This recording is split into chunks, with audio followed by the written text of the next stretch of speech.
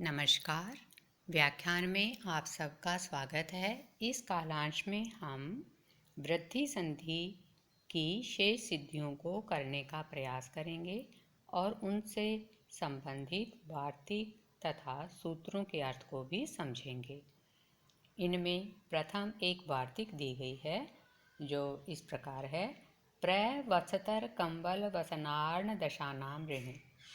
इस वार्तिक का अर्थ है कि वत्सतर, कंबल, वसन, ऋण तथा दश शब्दों के ए के पश्चात यदि ऋण शब्द का रि आ जाए तो दोनों के स्थान पर एक वृद्धि रूप आदेश होता है। अर्थात वत्सतर, कंबल, वसन, ऋण तथा दश, इन सभी शब्दों के अंत में जो अवर्ण है तथा आगे ऋण शब्द का जो री वर्ण है, उस ए और री दोनों को मिलाकर आवृद्धि आदेश होगा और उरण रप्रय सूत्र की सहायता से रपर होकर यह वृद्धि आदेश आर के रूप में प्राप्त होगा। जैसे प्रारणम, इसकी सिद्धि हम करते हैं तो सर्वप्रथम हम इसका संधि विच्छेद करेंगे प्र धन ऋणम।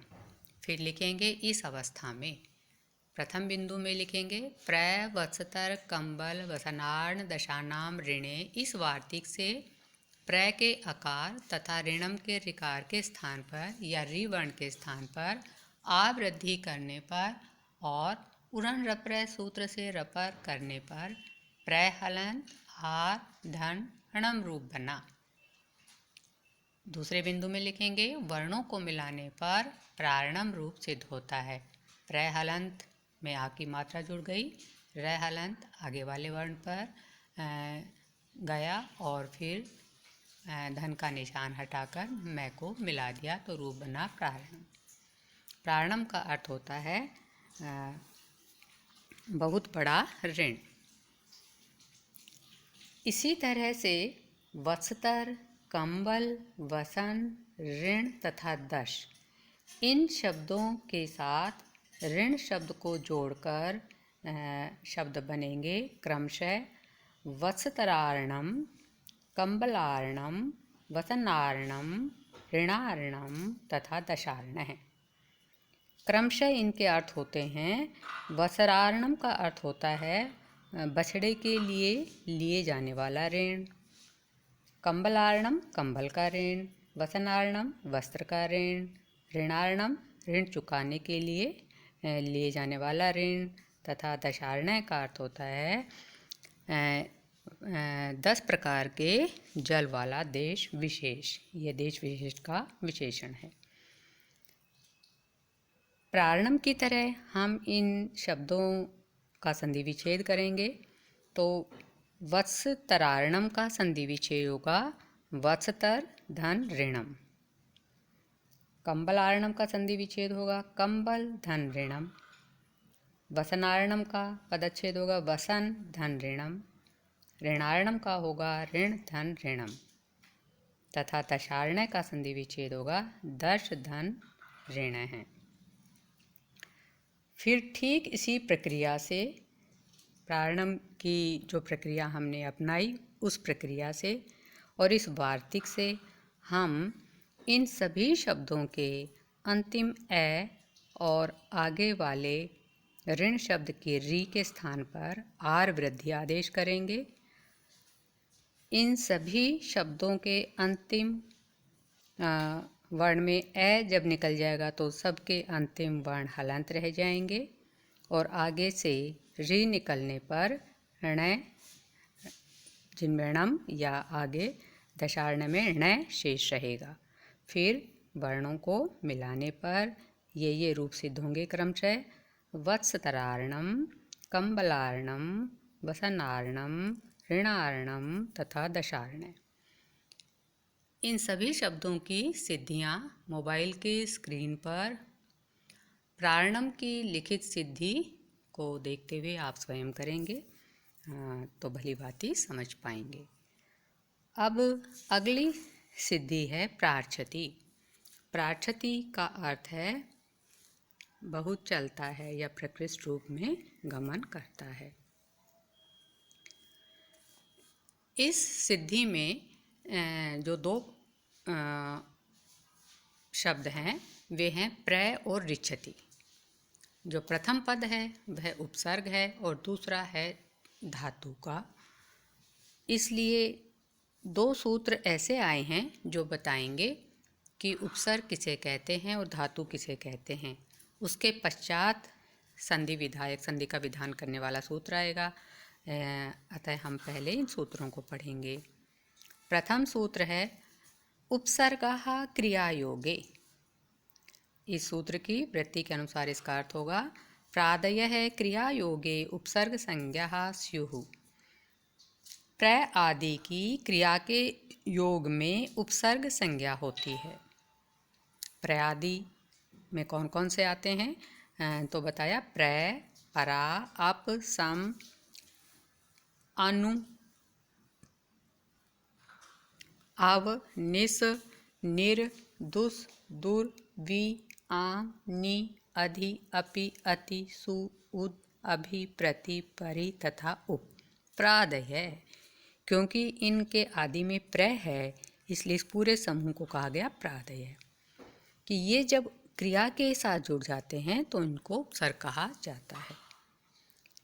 अब आगे बताया धातु किसे कहते हैं तो सूत्र आया भूवादयो धातवः। वृत्ति है इसकी क्रियावाचिनो वादयो धातु संज्ञा स्युः। कि भू आदि जो क्रियावाची शब्द हैं उनकी धातु संज्ञा होती है। भू, पठ, हस आदि की धातु संज्ञा होती है। जब हमने यह समझ लिया कि उपसर्ग क्या होते हैं और धातु क्या होती हैं तो अब संधि विधायक सूत्र समझेंगे। उपसर्गादृति धातौ। इसकी वृत्ति के अनुसार इसका अर्थ होगा अवर्णान्ताद् उपसर्गाद् ऋकारादौ धातौ परे वृद्धि ही एक आदेशः स्यात्।